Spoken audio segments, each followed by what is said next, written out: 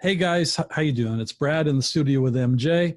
I'm actually really excited about this one. This is a I hate to use the word old friend, but this is an old friend. Bart and I go back to 1990. Would Right. that be about right? February of Uh, 1990. Wait, what? When? February of 1990. February. Okay, so Bart Stevens was one of our engineers on the Dangerous album. Back then, I think it was called the Decade album. But I'm excited to have you here, Bart, for real. And I'm kind of talking to several of the guys that were there uh, day by day. But thank you for joining in the studio with MJ. Sure. Yeah, glad to do it. Yeah, we've known each other for a while through record one. Long time. Um, so tell tell everybody who you are, where you come from, and how you wound up at Record One. Same time I was there. All right. So grew up in Texas, wanted to work in the music industry. I got a degree in radio and television. Moved to Los Angeles. About 6 months later, I ended up in my first job at a studio as an assistant. Spent a couple years there, then ended up at Schnee Studio over in North Hollywood.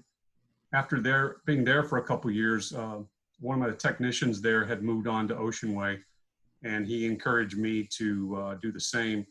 So I was hired by Ocean Way, worked down there on Sunset for maybe not even a week, and then I got a call that said, "Hey, we need you up at Record One up on Ventura. We need you to be part of this other session." I don't think I even knew where I was going. So Really? that was February of 1990 whenever I got moved to there. So let me fill in a couple of the blanks. I mean, Ocean Way. That's the big ocean. I mean, that's like where Frank Sinatra used to work. Exactly. Bing. I mean, Ocean Way is this gorgeous old studio. It's on Sunset, right? 6500 Yeah, block. Sunset and Gower. Okay. Done a little bit of research since I left there, and I can't tell you how many hundreds of albums were gold records that were there.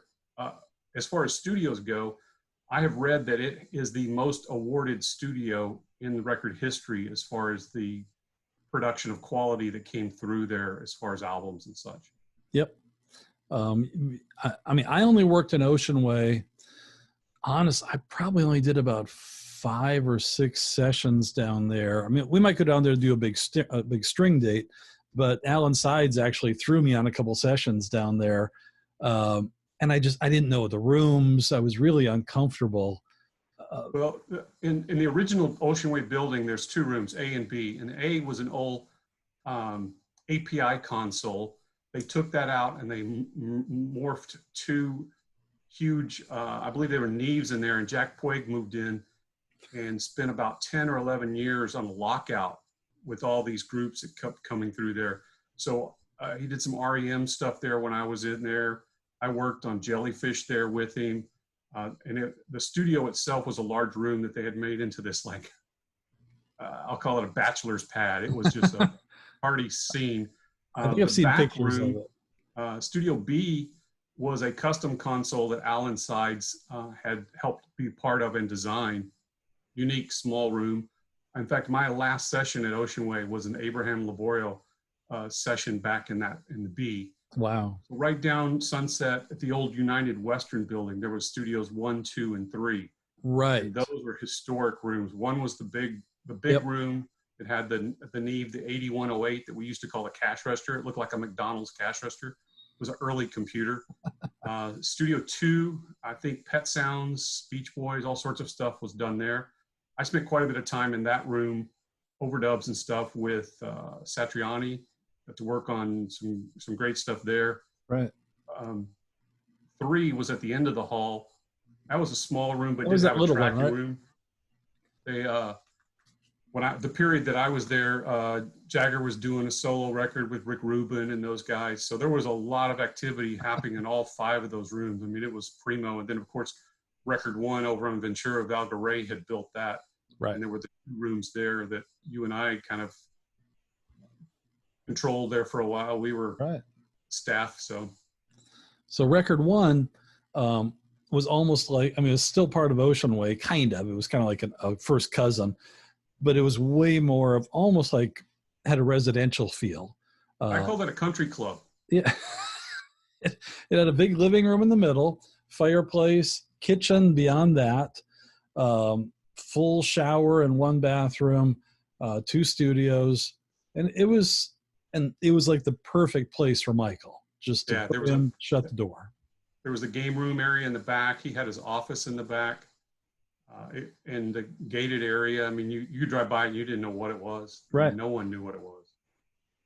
So you're at Ocean Way. Was Jack? Yeah, Jack was the general manager back then, right? Yes. So, so Jack came and tapped you on the shoulder and said, "You got to get to record one." And you came over the hill and just kind of talk about your first encounters with the team and with Michael. Yeah. So I believe you guys had been working on the project for quite a few months elsewhere, and then you came to record one. And then I'm told you were there maybe like 4 months before I got there, and I replaced another assistant. The front room was myself, Brian Loren, Richard Cottrell, I think was his engineer at that point, and then Bill Buttrell would kind of come in and do sessions as well, float out when Bruce was not in the back room. But, you know, I knew Mike Wamscans, who was the tech there. I had worked with him at Sinead's, and I had been around all the studio stuff for a while. I mean, I knew the gear. This was an older API room, and nothing fancy at all, but it was a good utilitarian room. And I spent some great time there after the Michael project on Kiss, Spinal Tap, Satriani, just some great projects that came through after Michael's project ended. After You mean projects that didn't last 10 months? Say again? You mean projects that didn't last 10, 12 months? I spent 22 months on Dangerous. Really? Yes, from February of 90 till whatever that was, November. We were mixing black and white when it was released on MTV. I remember being in the control room with Bill Buttrell. Wow. 20. Okay. I got to refresh my notes. I got to talk to you a little bit more. And we were there almost 2 years. You guys were there maybe 2 years. I was just shy of that. And then besides us, we had Teddy over at Larrabee. Oh, right. There was other stuff. So that whole thing. Money was being spent. We were good at that. It's good seeing you. Thanks. Bart and I have been we've been genuinely good friends for a long time. It's kind of, I've mentioned before, it's the kind of friendship where we don't have to like text each other, you know, twice a week and check in, but we stay connected, and that's cool. We kind of pick up where we left off. This was also, I don't want to steal your thunder, but you and I just had some really cool times together.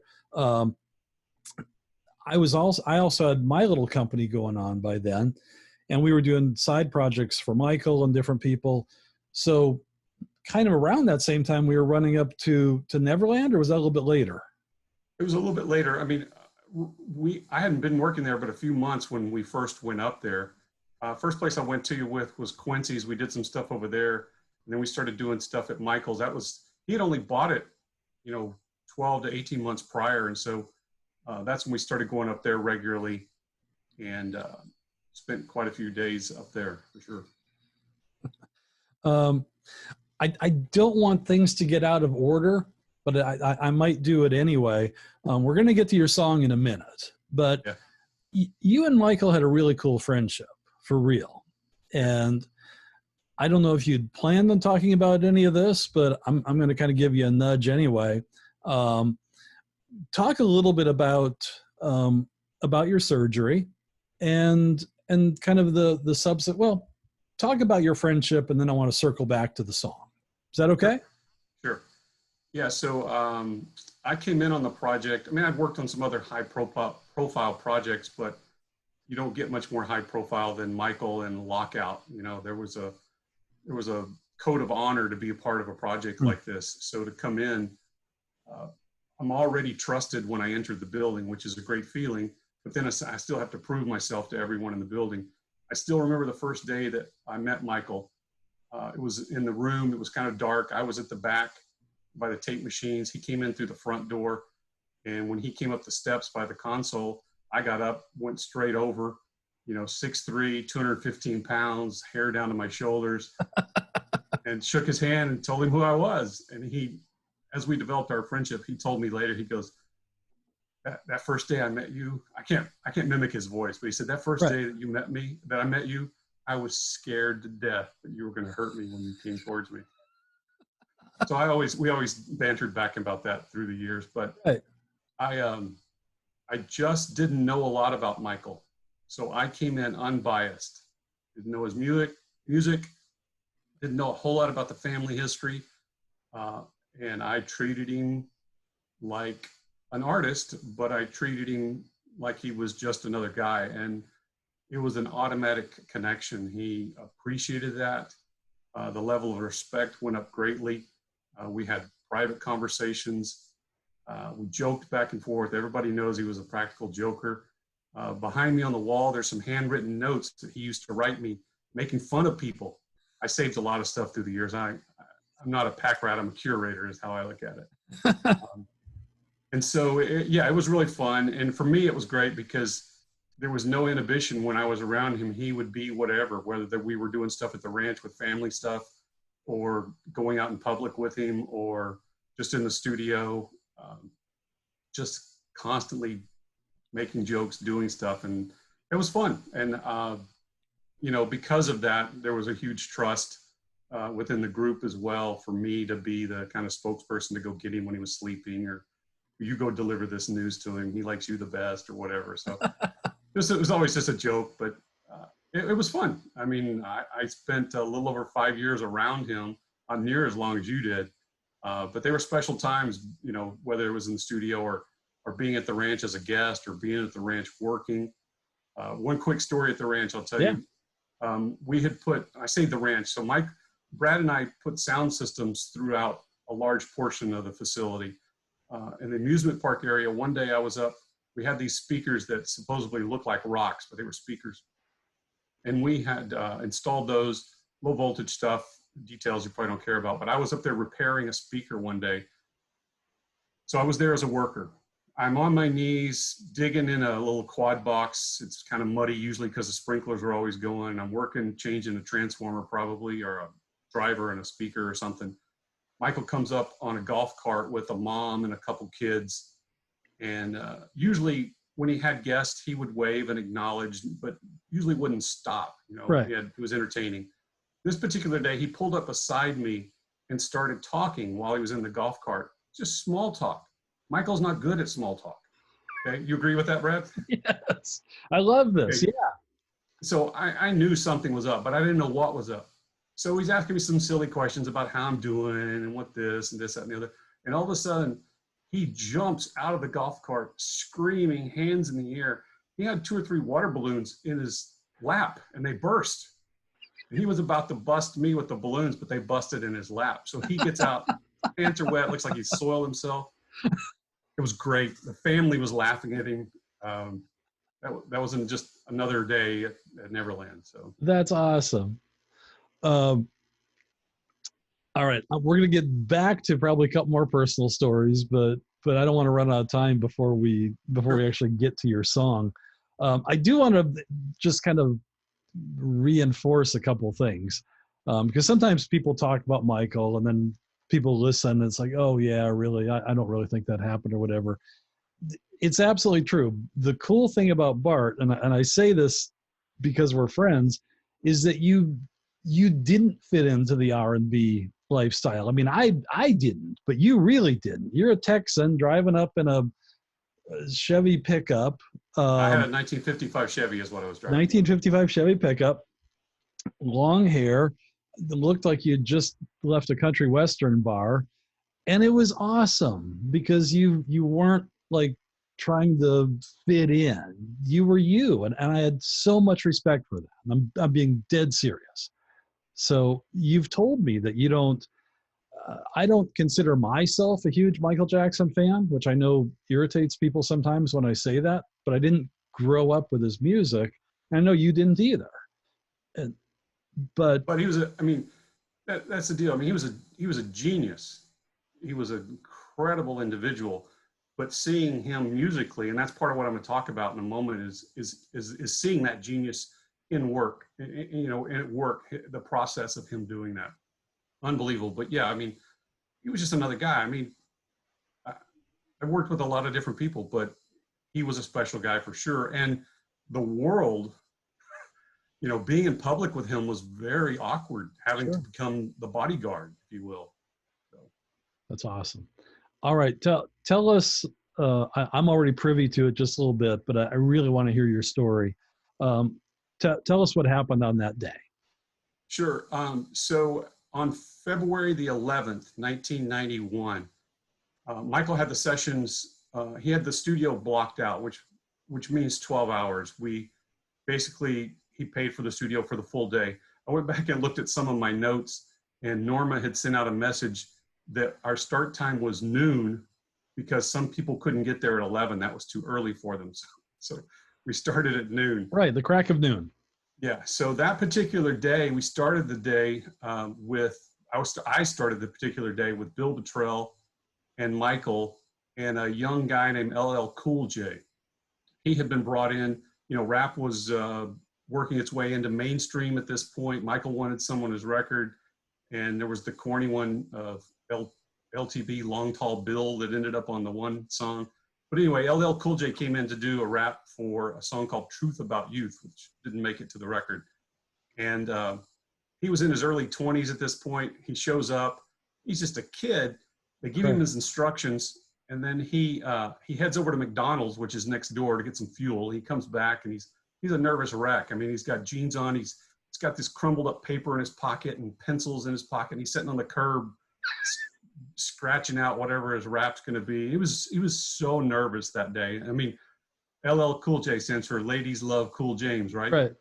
That day he was a little nervous. I'm not sure if they were digging him, but you know, he did his deal. Michael ended up rapping on that song as well, but it never made it to being released. So that was Right. in the morning. So then we had quite a few hours of dead time where we're waiting for what was next. And I think it was about 10:30 that night, we got a call that Cartage, which is the guys who moved the equipment around, was going to bring in Buxer stuff, Brad Buxer's keyboards and stuff. So Matt Forger and I were still there. And Matt's a utilitarian engineer who can do anything, technical, musical. I mean, he was a great guy and a buddy of Michael's. I'm sure everybody that listens and sees you knows about the Matt Forger show. Sure. Um, but at this point, so Matt and I are there, and then Michael shows up later into the evening, and he's got a song idea. So we're in Studio A there, the API console. So we set up a microphone, and Matt and I are inside, and Michael goes out, and he's going to start singing some of the rhythm parts. And he starts laying these parts down, no real vocals, but just mouth sounds, if you will. So he's putting together this percussive track, and he starts to build on it, playing some different instruments vocally, if you will.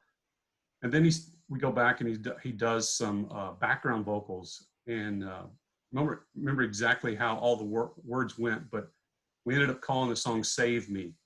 That's kind of what it became a working title for it, if you will. So I'm sorry to interrupt, but the first part he's like beatboxing. So he's kind of Yes. laying down he's laying down the rhythm track, then the melody. Yeah, we probably did. I didn't go back and look at the track sheets. I think I have a copy of some of those, but he probably put down somewhere in the neighborhood of 8 to 10 tracks of just mouth sounds, if you will, Okay. beatboxing, if you will. Mm-hmm. And so he had his groove at that point. You know, he had being a genius. It was all in his head. He heard it all.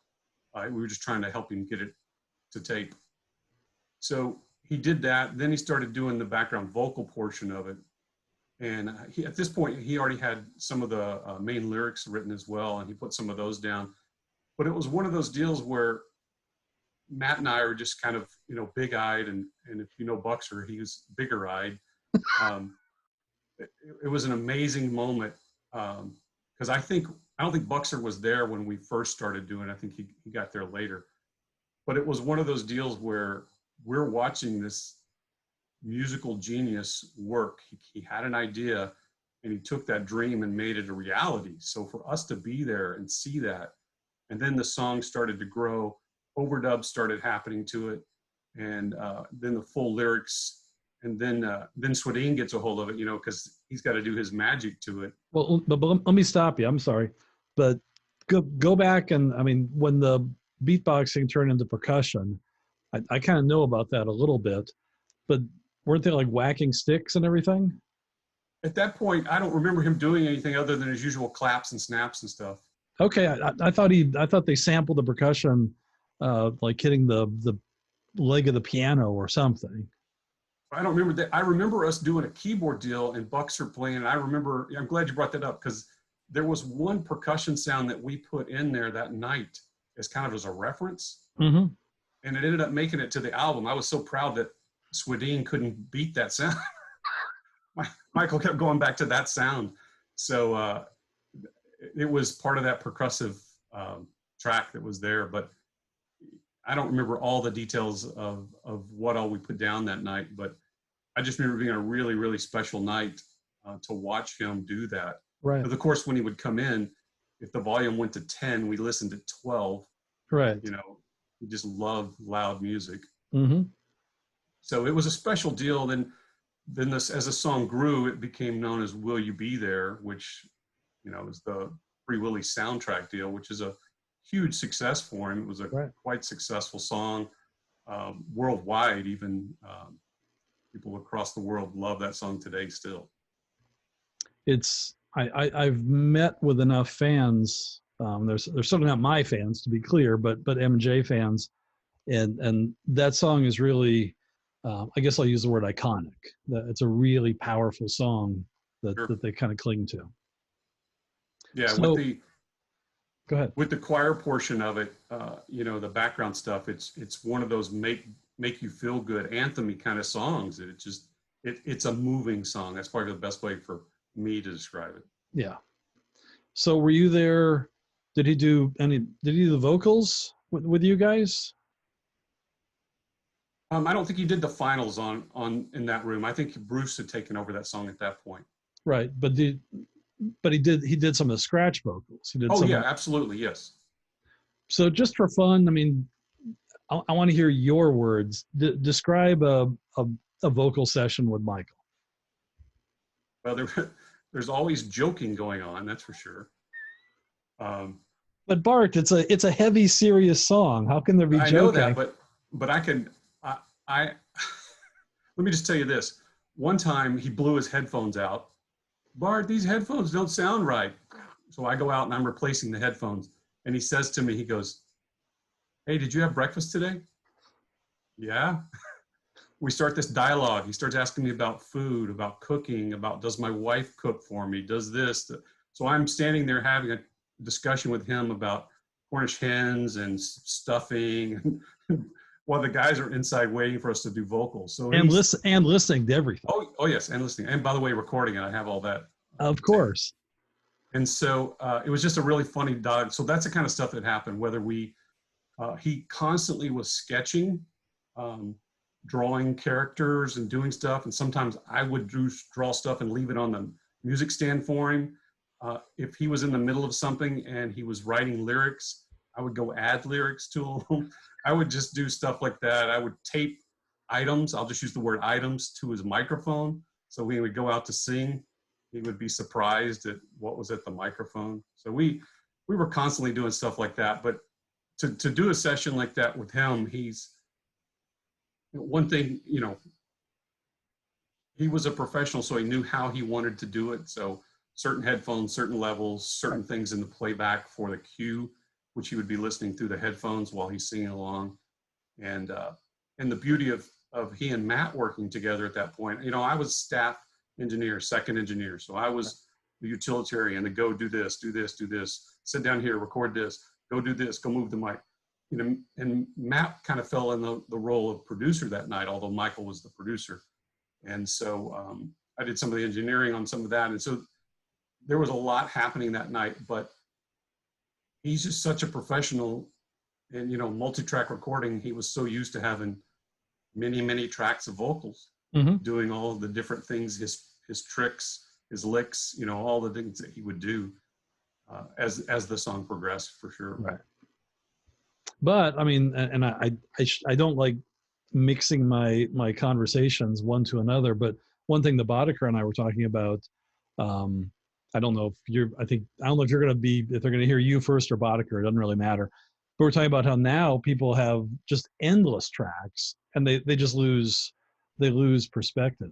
Oh, And absolutely. we had a good advantage of, no, man, this is how many you've got. Let's, I mean, yeah, we can make another tape, but there was a bit more of forethought and actually saying no. Yeah. That was easier then than now. Yeah. But being part of some of those vocal comps was an interesting process watching Swadine do that and learn, the technique that he had for comping, meaning you take multiple different tracks and take the best of and end up with one or two channels of the best takes, whether that's a breath here or a T here or a syllabus sound here, just building a composition of the best of the best. Right. And that was before Pro Tools. That was old school faders Yeah. and mutes and, busing to a new track. And Yeah, the ATRs, and we were excited to have the Sony 32 track digital. did we start using the 32 track on Dangerous? I'm trying to remember. We were using the Mitsu. We had the Mitsu X850.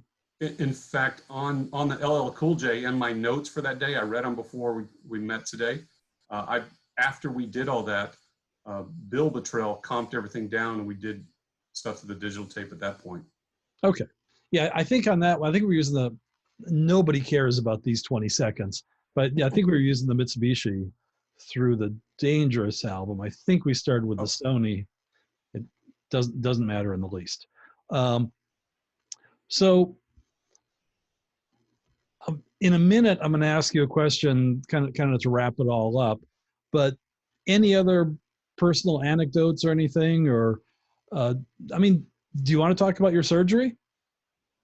Well, I mean, I just I ended up we started the project. Like I said, I started the project in February of '90, and then the next spring, March sometime, I had to have some surgery. So I was going to be off for a while, and of course the project deadline had come and gone multiple times since I had been involved, and it was going to be done again.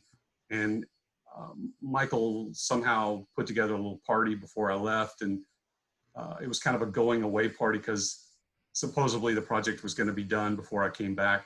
But he pulled me aside and he goes, "We'll be here when you get back." so I already knew about that. But Right. for him to care enough to send me notes telling me he's thinking about me, to send me gifts when I was home. I mean, he was just a incredibly generous man. Is just the only way to describe him. Hmm. In fact, today, this being the 11th anniversary of his passing, I wrote a little something I was doing for a speech class a couple weeks ago. I posted that today on my Instagram, which is Bullet Bart. It's kind of a little tribute to our friendship, and I talk about how different we were, but it didn't really matter for a friendship. Those, black, white, rich, poor, famous, just some geek, those things didn't impact our friendship. So I felt good to kind of just share that about what I think, because he didn't make me who I am, but he certainly shaped me because of our relationship and me being treated the way I was from a man of his stature was encouraging. It was fun. It was fun. A lot of the things we did, especially at the ranch. Man, you're not supposed to touch me. I'm supposed to be the tough one, but that's cool. All right, so you were with us for about 22 months on the project. Do you remember when the last time you saw Michael was or talked to Michael? Yes, I do. You had called me. You guys were in New York working on the History album, and for some reason, it was '94 because my kids had been born in July of '94, and I believe my mom was there helping us, twins, and somehow you and I got on the phone. We were talking about something, probably something to do with some of our work at the ranch or Elizabeth Taylor's house or whatever we were working on at that point. But you put Michael on the phone, and then I put my mom on the phone. So she had met Michael. She had been to the ranch, and I'd taken family and stuff out there before. So I think she was kidding him about babysitting the kids or something like that. So Right. that would have been somewhere in late '94. They were born in July of '94. Okay. All right. I'm, this is purely out of my curiosity. How many times do you think you went to the ranch as a guest? Maybe a half a dozen times. Wow. See, I think, honestly, I think I've only been twice as a guest. Yeah. The first time I went, long story, but I stayed in one of the guest houses out front. My nephew and I did, and my to-be wife stayed in in Elizabeth Taylor's guest house. That was a fun weekend. I'll end it at that way. That's a whole, Brad. That's one of your 2 or 3 hour sessions right there. Oh, well, let's do it next summer in LA, and I'm not joking. Well, I'm going to start landing this thing, but what's your? I don't like to use catchphrases, but maybe I will. What's your takeaway from the time you met Michael, working with them, looking back at this whole thing? What do you take away from that experience? For one, it was really incredible to be around someone of his stature. And I don't mean that in a celebrity sense. I mean in his abilities as a musician. There are certain times when I was working on certain projects and certain people either did something or said something, and it was kind of moving. You're standing right next to Kenny Loggins and he starts singing some phrase and you're like, Right. wow, I know that voice. Or you're working with this other guy and they do something. But being around Michael when he started doing his ee-hees and all this crazy stuff, I knew the crowd. I mean, the fans, everybody loves that. And those were his Right. signature deals. But just being around him while he was being Michael the star, because there were a couple Michaels, if you will agree with me. Yep. There Absolutely. was the quiet, reserved, shy, very extreme, painfully shy. I remember one day we had a birthday party for him, and we had a hard time getting him to come out. And I think it was the water pistols we had, because he loves water balloon fights and water pistols. And we were all wearing the water pistols, and I think we finally got him to come out for that. But he was just so shy. But so the takeaway would be incredible person, very generous, and he was a musical genius. That was amazing to see that. And that wasn't just the "Will You Be There" "Save Me" song. There were multiple other times where it's like, where do you come up with all this stuff? Right. Awesome. I got nothing to add. That was great. Sincerely, it's great seeing you. Great that, and I've said this. If people are watching these day after day, they're going to kind of keep hearing the same things over and over again. But I met Bart in 1990, and whatever it is, I guess we're at 30 years, which does not make sense because I'm only 38.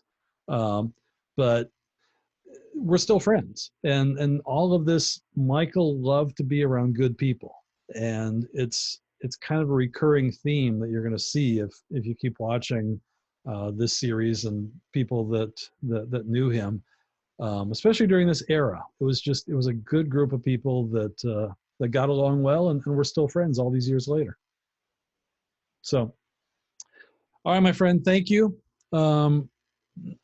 In all seriousness, let's do something together. I think it'll be fun. I sat down at one point. I'm into oral history and storytelling, and I study a lot of racing history. And I've been talking to some other guys about sharing their stories, and I've been documenting a lot of stuff. And finally, the cards were turned on me, and they said, "Well, why don't you tell some of your stories?" So I sat down and I started just typing up Michael stories. Mm-hmm. And at 18 pages, I stopped. And it's like, okay, this is just too much. So then I edited that down, and I've done a few presentations, but you can go on for hours talking about all the different stuff that, and just, of course, once you've worked with Michael, this, people want to hear stories. Right. So after Michael left, the next musicians that came in knew that the place had been locked out. So when you got Gene Simmons and Paul Stanley asking you about Michael, you got Joe Satriani or Andy Johns, which was, you know, my hero as far as an engineer. Just look up that name, Andy Johns. I know Andy. Unbelievable discography. Yeah. Those guys asking me questions about Michael, and the Spinal Tap guys, when I've got Nigel and David Tufnell, you know, those guys, it was really a blast being able to share some of my Michael stories with these people because they're all interested. Guess what? Everybody's interested in Michael stories. Love it. I'm going to be really careful about making a promise, but June of 2021, I want to bring you to LA. Let's figure it out. And 2020 is just, I don't want to call it a disaster because that's not fair. There's people that are really hurting and Sure. we're not able, I'm sorry? The speed bump. Yeah, we're not able to travel and do seminars, but compared to a lot of people are going through, it's pretty small potatoes. But June of 2021, I want to get you in LA. I want to do a special event just with you. You've got and I want you to do some of these on your own. I mean, I've been encouraging you to do that for a long time. But let's do something together next year. Yeah, very good. All right, my friend. Thank you. Be blessed. And I'll talk to you soon. Okay, see you. Take care.